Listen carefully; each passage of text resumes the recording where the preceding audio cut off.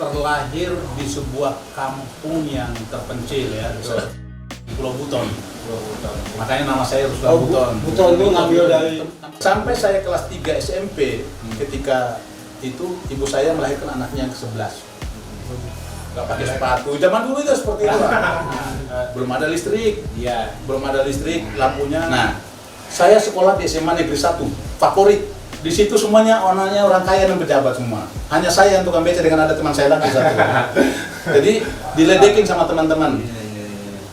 Jatuh ilmu hitam. Jadi orang yang tidak suka dengan seseorang, dia akan melakukan permainan seperti itu, dan tidak lama orang yang dia tidak suka itu akan mati. Assalamualaikum warahmatullahi wabarakatuh. Waalaikumsalam warahmatullahi wabarakatuh. Sahabat-sahabat, kita berjumpa lagi. Kesempatan hari ini kita lagi bersama ini. apa nih? Mau siapa ya? Saya lupa. Siapa ya? Nama saya. Oh iya. Grogi saya. Oh grogi. Siapa kabar? Iya. Sama Pak Ruslan Buton ya. Ya, alhamdulillah di sini kita mungkin Tuhan sudah ngasih ini Ketemukan kita lah ketemu sama beliau di sini gitu kan. Selama ini kan mungkin ini topik ya, Pak Ruslan ini kan seolah orang tuh melihat beliau itu wah gimana gitu ya. Betul. Padahal Wahnya apa ini? Wahnya galak. Ya, saya kayak gimana gitu orang pandangan gimana. Jahat. Nah, jadi kita mau Bentar dulu, jangan lihat casingnya. Jangan lihat casingnya orang. Iya. Mungkin di luarnya casingnya bagus, mulus, dalamnya kotor banyak. Iya. Mending yang di luarnya pas-pasan, dalamnya bersih. Iya. Nah, jadi sekarang kita ini mau mengorek-ngorek dia nih. Iya. Kita sebelumnya kan kita main di ini hal-hal mistis ya. Iya, betul. Bukannya kita kan global aja ya kita main ini. Betul. Jangan cuma kita ungkap misterinya aja gitu. Maksudnya dalam kehidupan awalnya gimana, kayak gimana gitu kan. Iya. Dan selama ini pandangan orang tuh kadang-kadang Ustaz tua kan ada gimana sebelum ketemu kita ya alhamdulillah kita ketemu sekarang di sini gitu kan. Alhamdulillah ketemu sama beliau Ya, beginilah gitu kan. Kalau sambutan yang sini ya. Kita pun belum tahu gimana ya. Belum tahu dari beliau gitu kan. Nah, saya pengen tahu gitu Pak, saya mau nanya, maaf gitu ya, saya mau nanya tentang perjalanan Bapak gitu. Gimana? Pengen tahu dari Mungkin, awal iya, gitu. orang ingin tahu mungkin Pak ya. Beliau tuh kayak gimana katanya gitu kan. Latar belakang berarti nih. Iya. Oke. Saya bercerita ya. Iya. Saya terlahir di sebuah kampung yang terpencil ya, di Pulau Buton. Makanya nama saya Ruslan Buton. Buton itu ngambil dari tambang aspal itu. iya. Satu-satunya alam di dunia ada di sana. Dan saya terlahir dari 11 bersaudara. 11 banyak. Jadi tinggal satu lagi ya? Ya. Jadi kesebelasan itu. Nah, betul. Ya. Jadi 11 orang. Iya. Saya kebetulan anak kedua. Nah, saya anak kedua. Kakak saya pertama perempuan. Dan jarak kami dari anak pertama sampai dengan anak yang ke-11 itu setahunan. Setahun paling jauh 2 tahun. Setahun. Jadi jaraknya dekat. Masa sudah ketujuh. Nah, jadi kalau kita berjejer, kalau berurutan nomor 3, nomor 4 atau nomor 4 ke nomor 5, kita nggak bisa tahu siapa yang tua, siapa yang kakak. Oh iya. Nah, cara menentukannya kalau misalkan orang yang baru itu topi kepalanya. Kalau kepalanya agak pecah, nah itu berarti kakak. Iya. Nah, itu ukurannya seperti itu. Dan saya dilahirkan di sebuah desa terpencil. Kemudian dari 11 bersaudara itu kami masih kecil-kecil. Kebetulan bapak saya seorang guru SD. Ibu saya ibu rumah tangga. Kemudian sejak kecil saya sudah hidup mandiri. Jadi bapak saya itu almarhum sekarang mengajarkan kami bagaimana menghargai sebuah kehidupan. Bagaimana hidup itu mandiri tanpa harus bergantung banyak kepada orang. Jadi bapak saya di samping seorang guru juga melaksanakan aktivitasnya di kebun dan di laut. Kebun kami punya, kemudian hasil laut juga kami punya. Jadi saya masih, karena saya anak tertua yang laki-laki, kecilnya saya itu banyak habisnya di kebun dan di laut. Ngikut bapak. Jadi di laut itu kita buang jaring, dapat ikan, jual. Di kebun, nanam singkong, nanam jagung, hasilnya kita jual dan kita makan. Di sana kan makanan pokoknya jagung.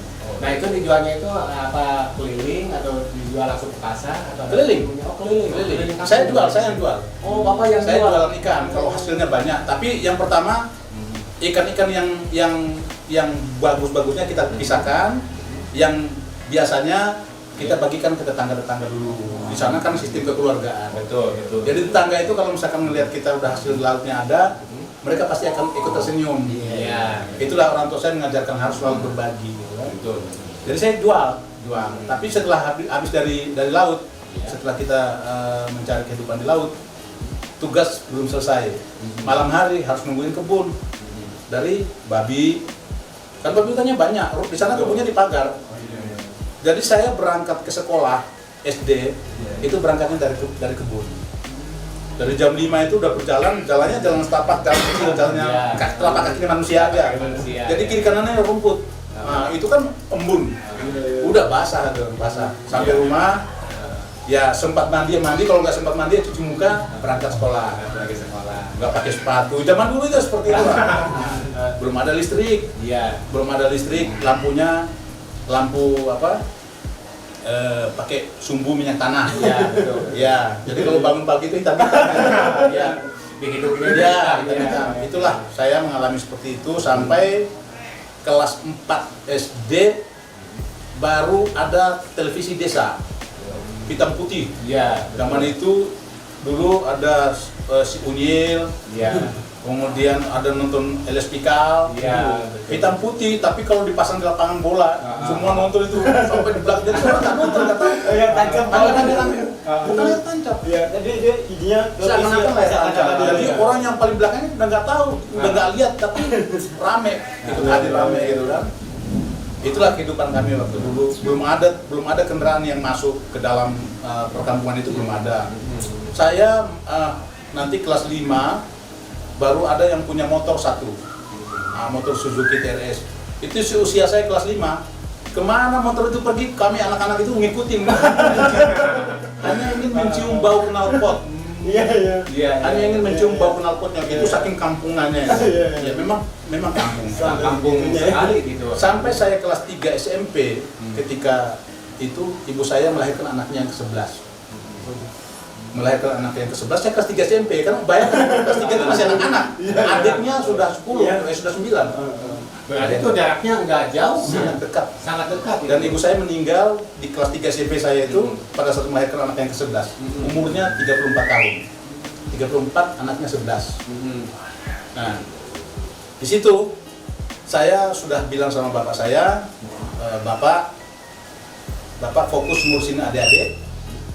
Saya sebagai anak tertua akan melanjutkan pendidikan lebih tinggi, tapi upaya saya sebagaimana. Jadi saya upaya sendiri gitu kan.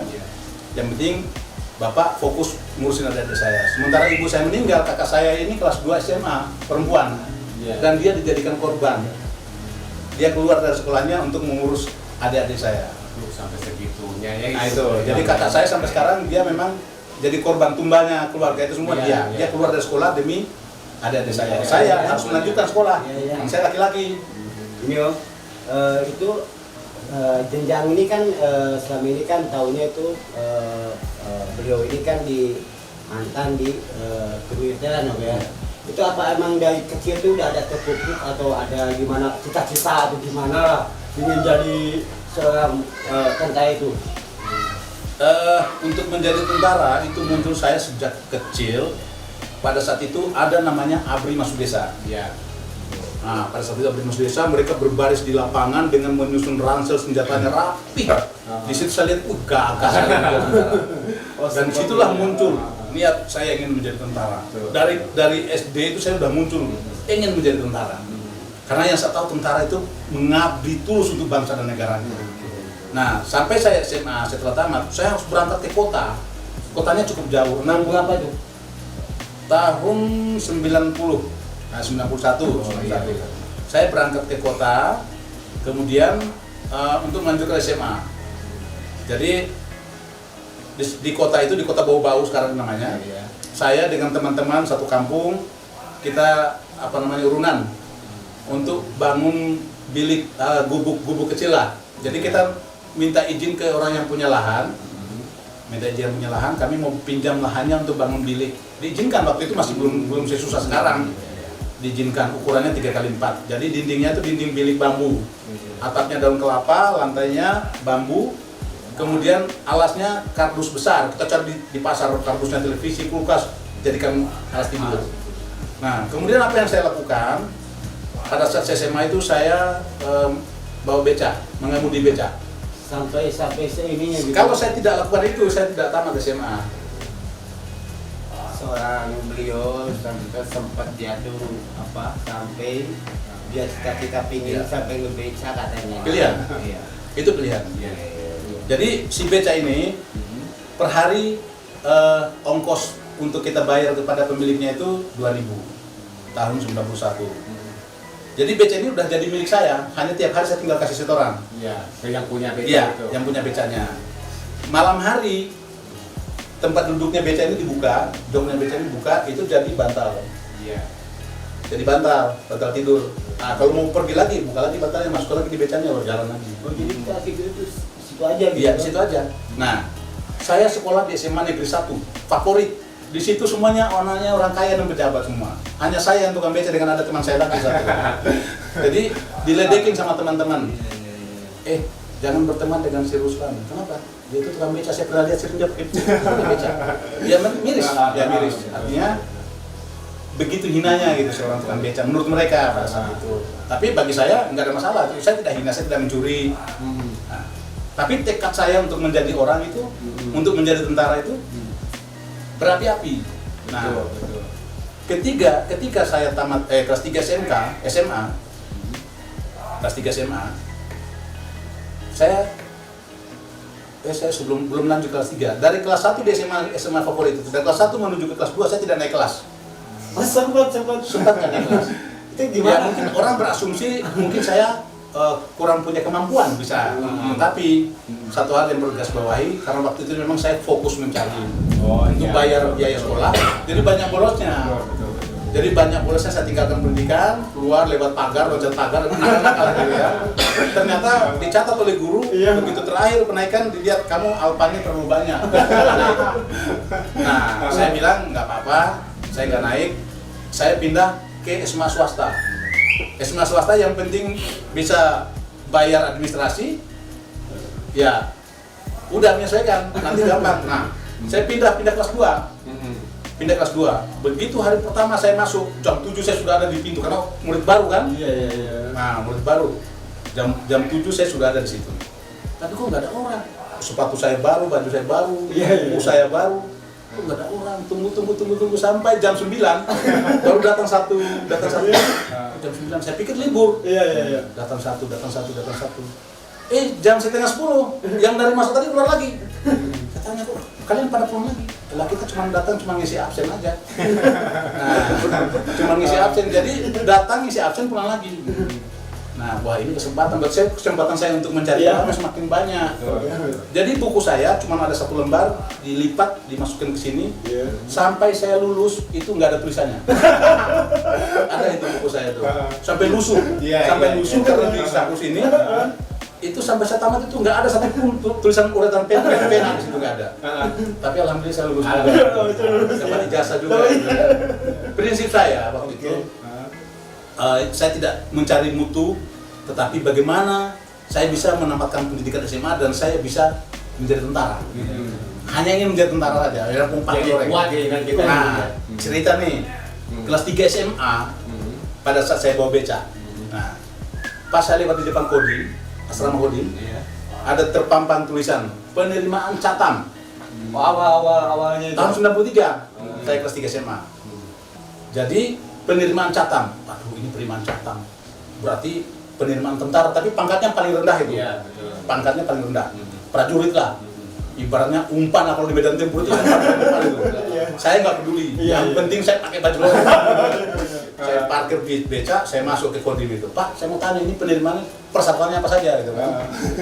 Nah, sama petugas piketnya diarahkan ke bagian personalnya. Nah, saya masuk, saya tanya minimal ijazahnya SMP. Kemudian usianya minimal 18 tahun dan saya udah masuk semua di usia itu dan ijazah udah punya, SMP kan punya. SMA-nya belum, masih kelas 3. Saya daftar. Dan ternyata saya adalah pendaftar terakhir. Teman-teman saya yang sudah mendaftar beberapa hari sebelumnya mereka sudah di Korem, sudah di Kendari. Nah, saya berangkat sendiri tanpa seizin orang tua nggak mengizinkan. Nah, masuk itu nggak pernah bilang atau gimana ke orang enggak, tua? enggak. Saya berangkat sendiri menyeberang kapal menuju ke Kendari. Sampai di Kendari, kapalnya sampai jam 5 subuh. Saya naik angkot menuju ke Korem. Sampai di Korem saya dibentak-bentak karena saya pakai jaket. Woi, kau pakai jaket lagi masuk sini? Iya, biasa kalau masuk ini kan ya. Saya kan ketakutan, ini kita orang sipil, gitu kan. Begini saya, iya pak, saya buka jaketnya baru saya masuk ke dalam. Kamu mau kemana? Saya mau daftar pak. Kok masuk sana? Cepat. Masuk saya. Masuk lihat teman-teman saya yang tadi sudah duluan itu, sudah berbaris. Sudah berbaris, sudah ada kegiatan, mereka udah mulai tes. Waduh, saya udah makin takut kan, maksudnya ini saya kemana saya? Kita orang kampung, orang wah udahlah, campur-campur. Hanya mentalnya kuat mau pengen ganti. Lalu tas saya itu saya taruh di bawah sebuah pohon pendek, pohon kelapa hibrida itu. Saya taruh di bawah. Saya duduk dari jam 5:30 saya duduk. Lihat orang yang berbaris yang calon tadi. Sampai jam 2 siang. Udah tahan lapar, udah tahan haus, udahlah semuanya udah gak enak aja tuh. Udah, tapi kan ketakutan saya mau kemana, takutnya diusir lagi atau dimarahin kan? Nanti sampai jam 2 ada satu orang bapak, saya masih ingat namanya, mungkin beliau mudah-mudahan masih hidup dan bisa menyaksikan. Namanya Abdul Hamid, pangkatnya Sersan 2. Nah, Pak Abdul Hamid. Beliau lah mana itu? di Korem Kendari. Siapa sih? Hamid, Abdul Hamid. Abdul Hamid. Abdul Hamid. Mudah-mudahan dia mendengarkan. Saat itu beliau menyamperin saya. Kamu dari tadi saya lihat di sini ngapain? Saya bilang, saya ini mau daftar Pak dari Kodim Buton. Tapi kayaknya saya udah terlambat. Oh enggak, mana berkasmu? Saya keluarkan berkas saya. Dia pelajari kan. Nah, saya daftarkan. Kamu tunggu, kemudian kamu beli rokok lah 2 bungkus lah. Nah, waktu itu rokoknya bentol biru. Nah, saya dengan sisa uang yang ada, saya ke pasar, saya beli rokok. Setelah selesai, saya kasih rokoknya, beliau ngasih, ini berkasmu, nomormu ini. Nah, terus kamu tinggal di mana? Saya bilang, saya ini nggak punya tempat tinggal Pak, saya nggak punya tempat lagi. Saya modal nekat ini. Lama dia berpikir, terus dia bilang, ya udah, kamu tinggal di rumah saya aja. Alhamdulillah, berarti kan niat baik gitu kan. Kamu tinggal di rumah saya, tapi makanmu sendiri, urus makanmu sendiri. Artinya jangan kamu numpang makan di rumah saya. Saya bilang alhamdulillah, yang penting udah dikasih tempat untuk tinggal aja, alhamdulillah. Pertama saya masuk, saya lihat anaknya 2. Saya masih ingat Pak Abdul Hamid kalau masih nonton. Namanya Ira sama Dian, 2 perempuan masih kecil-kecil waktu itu. Jadi di rumah itu berantakan, gitu kan, berantakan. Ya kita ini orang kampung ya, orang bisa membersihkan diri, bisa tahu diri apa yang kita lakukan. Saya rapikan rumah. Lihat di bak mandinya itu udah ada sarang laba-labanya. Artinya kan waktu itu belum ada air keran, jadi air sumur umum. Nah, itu saya bersihkan. Habis saya bersihkan, ternyata kamar mandinya itu ada sekitar 200-an meter, agak di luar asrama itu. Di situ saya pikul air, saya penuhin bak. Ya, tadi mereka itu mandinya di luar, di kamar mandi umum. Lanjut saya isi air. Jadi hari pertama saya masih makan di luar. Saya makan di warung di luar, cari makan. Pagi-paginya si ibunya bilang, Om, jangan makan di luar lagi ya, makan di rumah aja. Alhamdulillah. Karena apa? Istrinya Pak Hamid itu. Istrinya Pak Hamid. Jadi mereka tahu apa yang saya lakukan, sampai saya mencuci, saya masak, saya siram taman, saya menyapu, semua saya lakukan. Jadi si ibu itu yang tadinya mungkin pekerjaannya banyak, saya ambil alih. Nah, disitulah mereka menganggap saya sebagai anaknya, sebagai adiknya lah seperti itu. Dan seiring berjalannya waktu, mulai tes apa semuanya, ternyata saya tes fisiknya kalah. Kalau lari saya jago karena saya dari kebun berlari. Kalau berenang saya jago. Tapi begitu restop yang bergantung begini, ya saya nggak. Kalau sekarang kita bisa lihat YouTube banyak. Bagaimana cara-caranya dulu nggak ada. Jadi nggak ada yang mengarahkan. Nah, restopnya saya cuma 2 kali. Pada saat itu ada orang petugas yang menyampaikan ke Pak Hamid, anak buahnya nggak bisa masuk dia karena kurang restopnya. Tapi kalau mau siapkan duit 25.000 masih bisa dibantu. Saat itu tahun 93, 25.000 masih bisa dibantu, saya bisa lulus.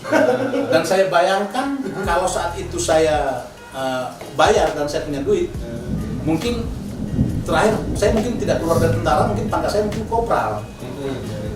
Pada saat itu kalau saya bayar, tapi saya bilang saya udah nggak punya uang. Nah, akhirnya Bapak Pak Hamid itu bilang, kau latihan lagi, tahun depan kau ulang lagi, nanti saya bantu. Itulah jadi motivasi. Saya pulang, saya lanjutkan masuk ke sekolah, saya udah cepat, udah pokoknya. Tapi begitu saya mau pulang, Ibu Hamid, Pak Hamid, anak-anaknya semuanya menangis. Ya kehilangan lah mereka, artinya selama ini saya ada hampir 3 minggu di sana itu cukup terbantu mereka. Setelah saya pergi itu, ya udah nggak ada lagi seperti itu. Nah setelah saya sampai di sekolah, diejek sama teman-teman, kita sambut Ruslan, dia daftar tentara lulusnya Hansip. Nah, ini juga sebuah motivasi. Bagi saya nggak ada masalah. Kalian mau bilang apa? Nggak pernah saya sakit hati. Tapi itu adalah motivasi saya untuk maju. Lanjut ternyata begitu ujian selesai lulus, saya berangkat ke Ambon. Setelah tamat, ini ada kisah menarik. Jadi pada saat itu kita mengidolakan namanya artis itu Rano Karno. Ya, Rano Karno, gubernur Banten sekarang ya, udah baru mantan ya. Artis yang lama ya. Nah, dia punya ciri khas tai lalat. Nah, jadi seusia saya saat itu, teman-teman, kamu tidak gaul kalau tidak bikin tato seperti Rano Karno. Akhirnya saya nggak mau kalah gaul juga, udah ikutan. Jadi benang,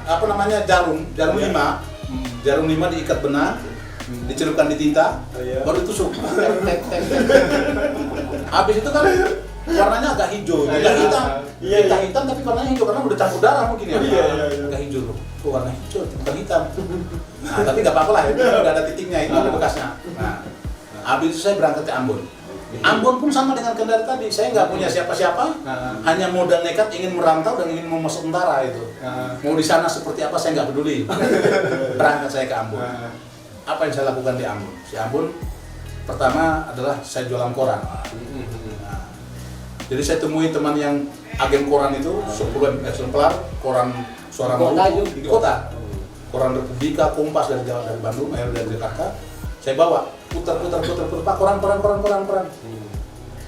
Satu hari itu paling banyak laku itu 7, paling sedikit 3. Jadi kalau lakunya 1 itu untungnya 100 perak. Kalau laku 1 ya. Jadi kalau 7 itu 700. Kalau 3 ya 300. Ya seperti itulah. Nah sehari itu laku berapa itu koran itu? Ya paling banyak 7 satu hari. Itu udah laris manis itu. Laris manis itu. Jadi habis untuk beli es di jalan aja udah habis gitu.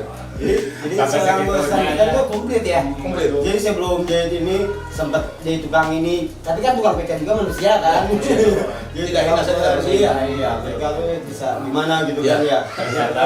Sampai ya jadi tukang koran juga gitu kan. Saya lanjutkan. Saya jualan koran selang lebih 1 bulan. Lebih 1 bulan saya jualan koran. Wah, pokoknya udah pahit banget.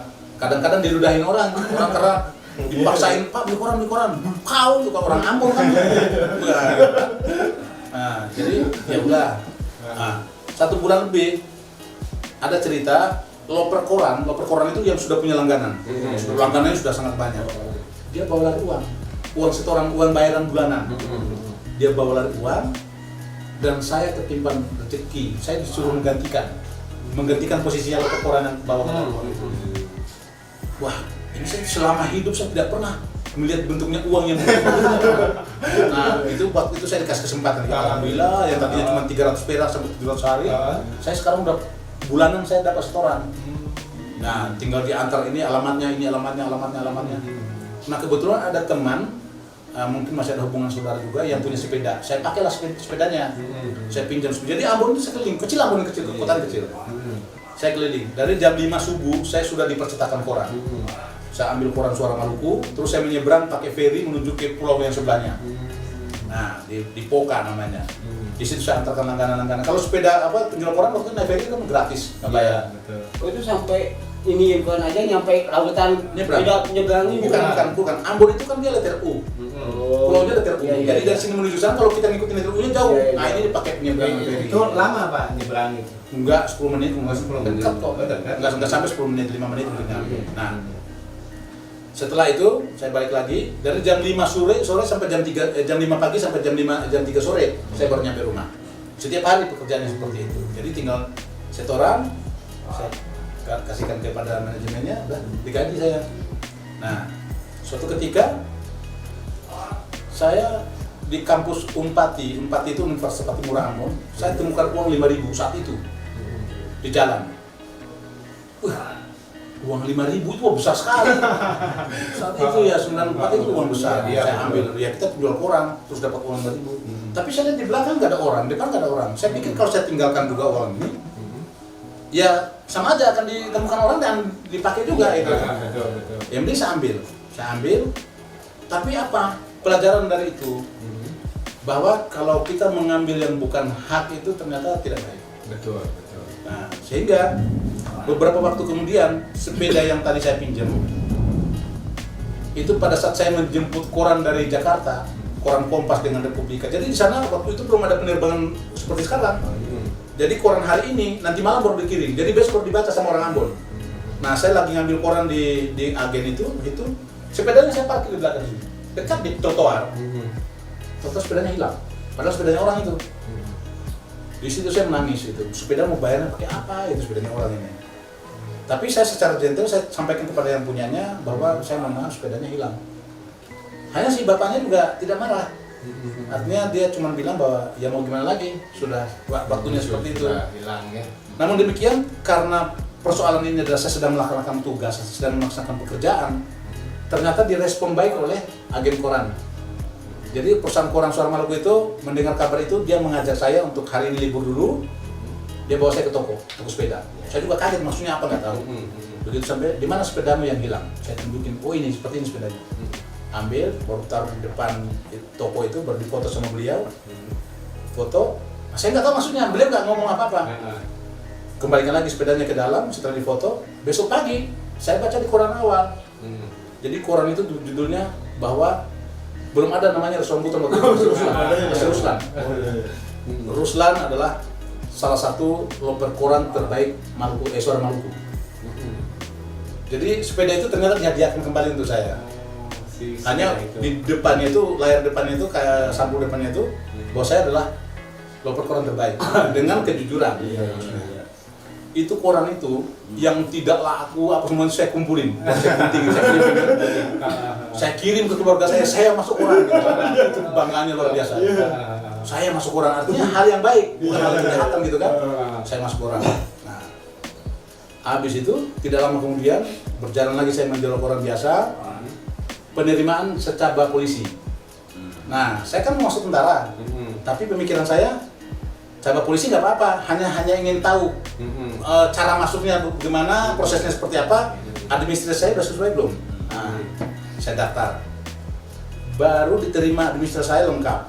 Begitu tes kesehatan yang pertama saya langsung gugur, jatuh. Nah, pertanyaan saya, kok bisa jatuh Pak? Saya bukan perokok, tidak pernah main perempuan, tidak pernah narkoba, kok bisa jatuh kesehatan Pak ya?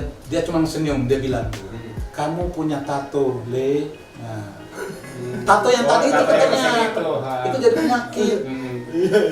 Jadi tato itu nggak boleh, sekecil apapun itu nggak boleh. Di situ saya stres. Saya bingung menghayal apa yang harus saya lakukan dengan tato ini. Zaman sekarang kan sudah ada alatnya, dulu belum ada. Jadi apa yang harus saya lakukan? Saya berpikir lama, itu muncul ide. Saya cari puntung rokok, kan saya nggak merokok. Jadi puntung rokoknya orang yang dibuang, saya ambil, saya bawa ke kaca. Saya matiin rokok itu di sini. Baru saya buka, sakit. Jadi kudis. Beberapa hari kemudian, udah mulai kering, masih ada hijaunya, belum hilang. Waduh, stres lagi saya. Ini nggak bisa hilang, berarti saya nggak bisa masuk tentara ini. Nah, pikiran yang terburuk saya muncul pada saat itu, pikiran ekstrim saya munculnya, bagaimana caranya harus hilang ini tato ini. Saya ambil setrika listrik, saya colokin sampai putar sampai merah sampai berasap, terus saya cabut. Ini cita-cita dini mau jadi seorang tentara prajurit. Saya cabut, saya bawa ke kaca lagi, saya tempelin sini di kaca itu, baru saya tarik, berlubang. Jadi dia ngikutin ujungnya setrika. Iya. Berlubang tapi nggak ada luka, nggak ada darahnya gitu karena matang kan. Tapi nggak kelihatan yang ini ya. Ya nggak kelihatan, masih ada bekasnya sini masih. Nah, masih ada bekasnya sedikit. Jadi itulah awal. Langkah pertama begitu tercabut, benar berlubang, nanti udah sembuh sedikit saya pakai Handiplas, baru ada penerimaan secabut tentara. Begitu saya daftar, alhamdulillah prosesnya berjalan. Tadi kekurangan saya yang bergantung tadi udah nggak bisa tadi itu, cuma 2 kali. Oh sekarang udah jago, saya udah latihan. Semuanya sudah bagus, sudah namanya bagus. Pengalaman dari kegagalan itu kan. Nah, pengalaman dari kegagalan. Dan alhamdulillah kami berangkat sekitar 150 sekian orang dari Ambon waktu itu menuju ke Bandung seleksi lagi. Yang diterima 70 sekian, setengahnya lebih. Selebihnya tidak diterima dan saya termasuk lulusan kedua terbaik pada saat itu. Nah, itulah langkah awal saya. Pertama menjadi tentara, saya berdinas pendidikan di Perindan 3 Siliwangi sampai berdinas di Bandung. Kemudian setelah saya sekolah perwira, saya pindah kembali ke Maluku. Nah, di Maluku mulai dari jabatan komandan peleton, kemudian komandan kompi. Disitulah ada tugas negara yang terjadi persoalan sampai saya harus melepaskan seragam yang saya banggakan. Ya tapi kan mungkin ya di balik ini mungkin kan sebelumnya kan ada sebelum ini ya seorang Islam betul itu katanya ya gini kita lah inilah ya mungkin di balik semua ini mungkin kan sebelumnya mungkin Om punya jadi masuk ke tentara itu punya motivasi atau punya cita-cita kayak gimana mungkin selama ini Om coba jalankan. Cuman yang kita pingin gali itu apa di balik semua ini mungkin Om kejadian yang pernah Om dari awal sampai akhir itu kan susah senang pahitnya kayak gimana, apa bisa iniin gitu buat semuanya seorang Ustaz ya ambil hikmahnya atau gimana gitu buat semuanya gitu Om. Kalau hikmah sangat besar saya dapatkan. Artinya ini menjadi sebuah pembelajaran hidup kepada siapapun. Pembelajaran hidup artinya segala sesuatu yang dikejar dan itu bisa diraih ternyata bukan milik, artinya yang kita raih itu ternyata hanya sesaat, tidak abadi. Artinya abadi ini tidak sampai pensiun saya. Itu saya anggap yang terbaik dari Yang Maha Kuasa dan saya sangat ikhlas meskipun ya mungkin kita kan selaku manusia biasa ya, mungkin ada perasaan atau gimana gitu Om. Kita kan coba ini aja lah gimana pun pahitnya atau kita kan cuma orang biasa aja gitu kan, manusia itu tidak ada yang sempurna gitu kan. Apa ada ganjalan atau gimana, pernah menyesali atau gimana? Kalau menyesal tidak, artinya begini, saya keluar dari tentara, keluar dari TNI, diduga ataupun memang didakwa menghilangkan nyawa orang. Itu saya akui sebuah pelanggaran pidana, hukum pidana. Tetapi kembali lagi bahwa garis bawahnya bahwa orang yang dimaksud atau korban ini adalah bukan orang yang baik. Dia 2 kali bunuh orang, kemudian kehidupannya kalau nggak mencuri ya nggak makan. Dan pembuktian, mungkin kalau saya berbicara orang bilang itu kan pembelaan diri. Nah kalau orang yang penasaran pengen tahu, suruh catat, datang ke Pulau Taliabu, namanya di Kecamatan Lede.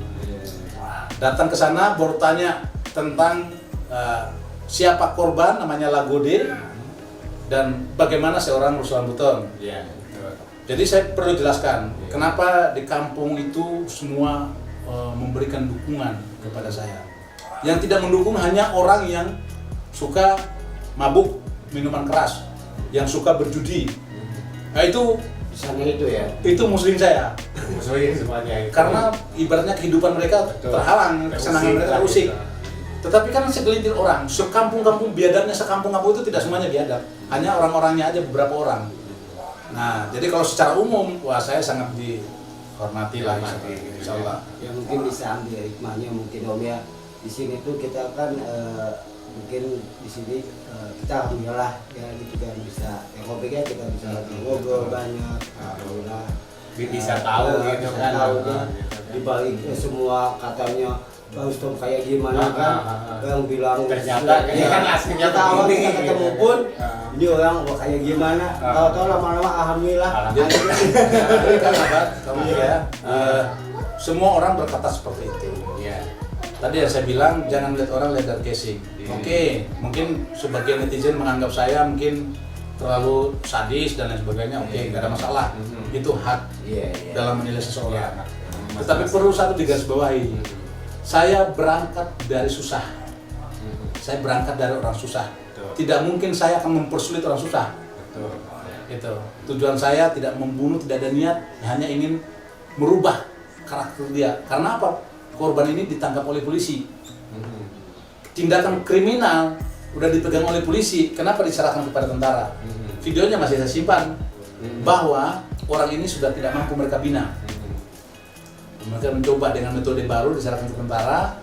Ternyata yang Maha Kuasa berkehendak lain. Jadi kembali lagi, saya bukan orang yang tega melakukan hal seperti itu. Contoh sekarang, saya dalam posisi sekarang sudah tidak berdinas, gaji saya sudah tidak ada, apa semua sudah tidak ada. Terus saya ditawarkan suatu pekerjaan, jabatan. Mohon maaf, bukan itu jabatan hina tidak, tetapi saya nggak bisa bertolak belakang. Contohnya misalkan ada sebuah jabatan, misalkan Satpol PP. Saya jadi kasatpolnya lah, Kasatpol PP. Dengan gaji yang mungkin cukup untuk kehidupan lah gitu. Atau berlebihan dulu nggak masalah. Saya tidak akan pernah tergiur, mohon maaf, saya bukan merendahkan, enggak, itu terhormat, itu karena itu kan udah konsepnya pemerintah. Tetapi untuk saya, mohon maaf, saya tidak akan bisa menerima jabatan. Kenapa? Hati nurani saya bertolak belakang. Kenapa? Ketika orang-orang yang sedang susah di lapangan, orang-orang yang sedang jam 3 malam, jam 3 subuh udah menata jualannya, terus pagi-pagi kita datang ambil barangnya baru naikkan ke mobil, itu enggak saya banget.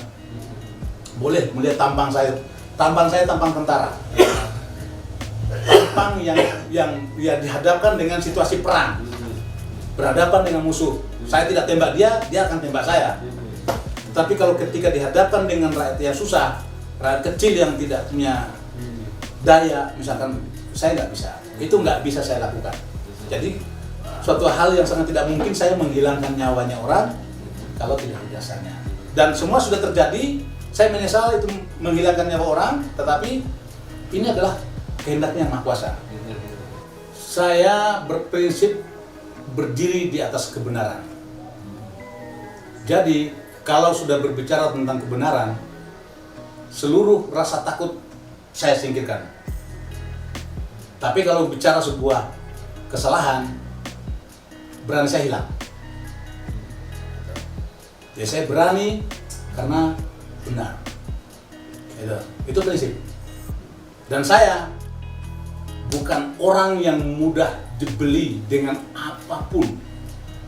Itu prinsip. Apalagi untuk menjadi pengkhianat.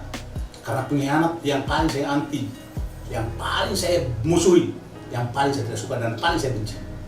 Pengkhianat. Pengkhianat kelompok, pengkhianat organisasi, pengkhianat bangsa dan agama. Itu hina. Sangat hina, keji. Itu prinsip. Semua bisa merasakan sendiri tanpa harus saya jelaskan bahwa saat ini kebebasan berpendapat itu terkangkangi oleh sistem. Siapa yang berani bersuara mungkin dianggap berseberangan, itu adalah musuh.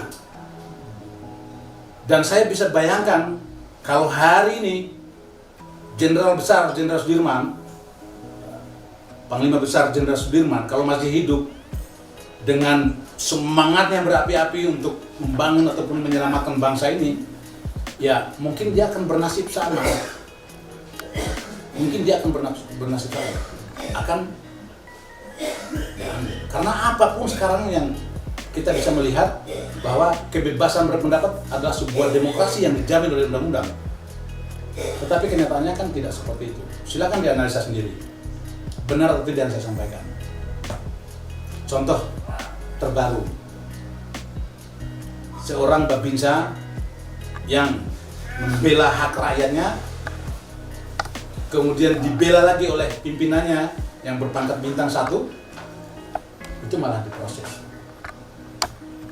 Dan terakhir kemarin kita juga melihat bagaimana mahasiswa ketika menyuarakan suara, mengeluarkan pendapatnya, mengeluarkan unek-uneknya, diperlakukan seperti itu dan nggak ada masalah.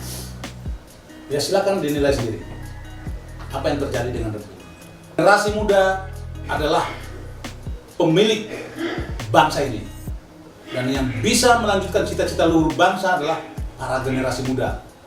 Nah, kalau generasi muda kita tidak peduli dengan bangsanya, maka masa depan bangsa ini akan hilang.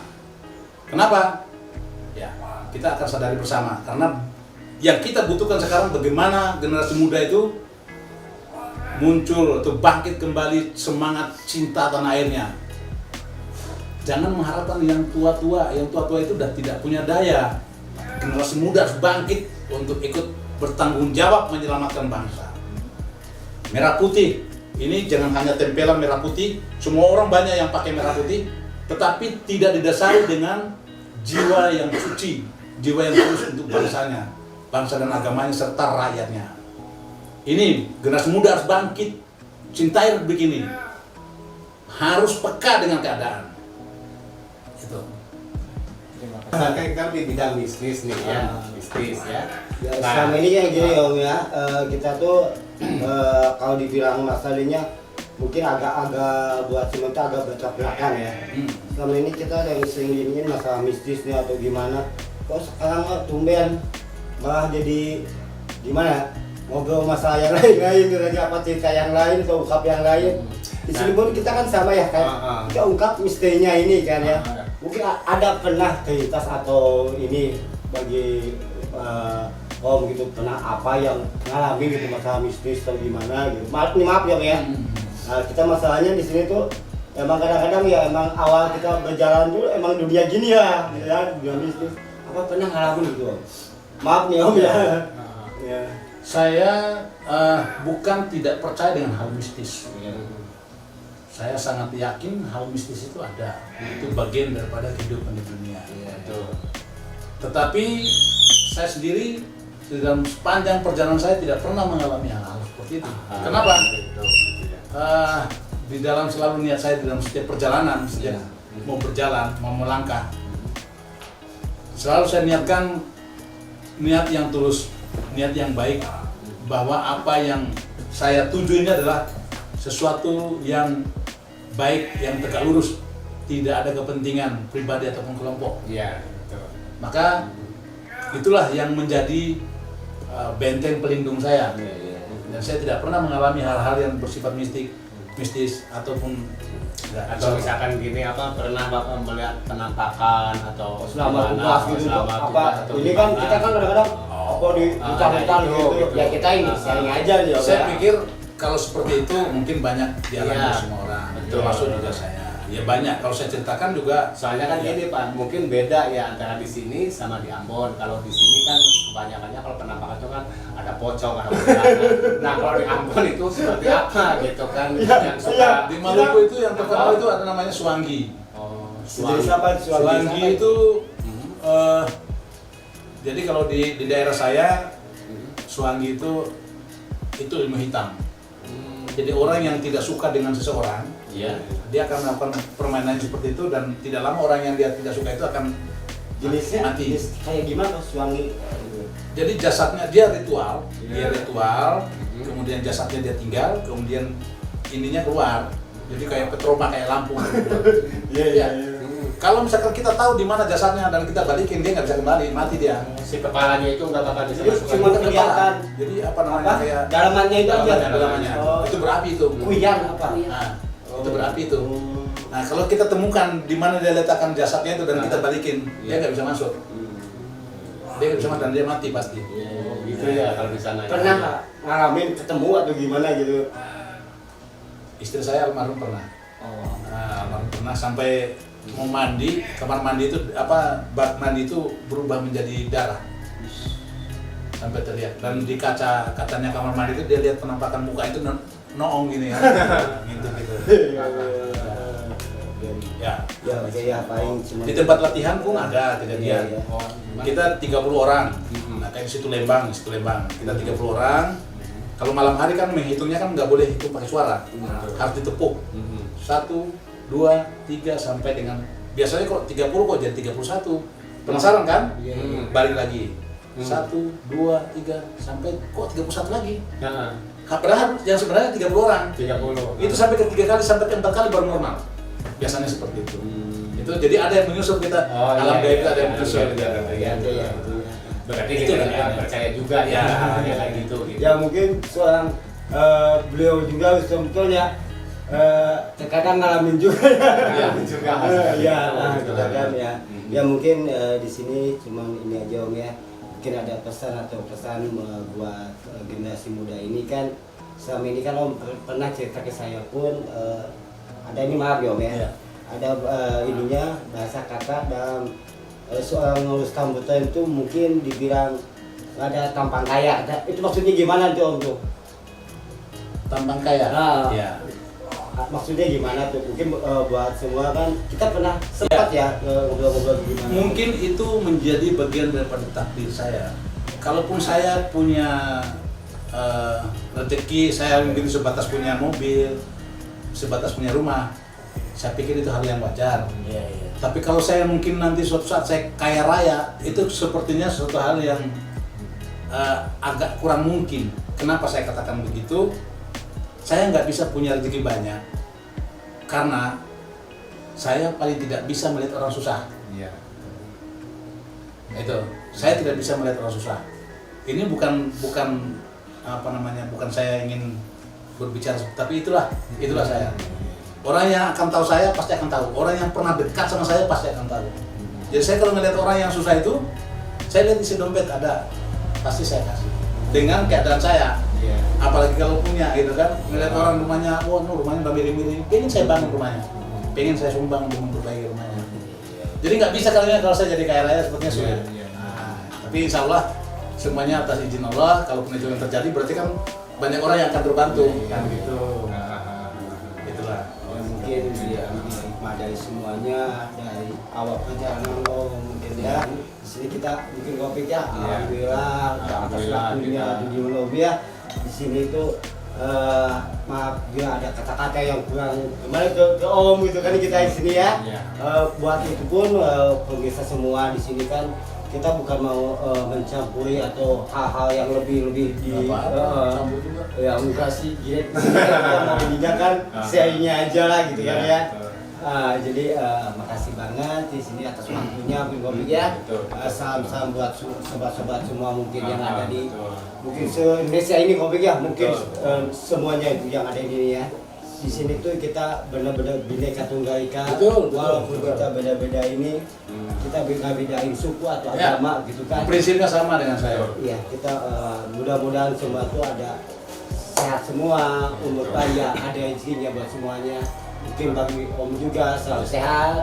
Apa yang dicita-citain Om, mudah-mudahan tercapai semuanya Topik ya. Iya betul. Nah, ada ini mungkin Satu saya tambahkan terakhir ya. Iya. Jadi untuk seluruh anak bangsa, ya. cintailah tanah air ini, cintailah bangsa ini. Bangsa ini milik kita bersama. Ya. Jangan pernah mau dan jangan pernah membiarkan ketika Pertiwi menangis dan ketika bangsa ini terancam dalam penjajahan. Jangan pernah mau hidup dijajah kesekian kalinya. Jadi Republik ini milik kita semua. Sukunya apa, agamanya apa, jangan pernah dibawa karena kita adalah Pancasila, kita adalah Bhinneka Tunggal Ika. Karena dengan berbagai macam ragam, itulah kekuatan kita yang sebenarnya. Bangkitlah anak bangsa, selamatkan bangsa. Sip. Ya, Joko Bik ya. Mungkin cukup di Ya, YouTube ya. cukup. Silakan di Ya, mungkin kita nanti ketemu lagi di acara yang berbeda dan ide yang Acara berbeda ya selanjutnya. selanjutnya. Amin, amin, amin. Oke, sampai segitu aja ya. Iya. Assalamualaikum warahmatullahi wabarakatuh.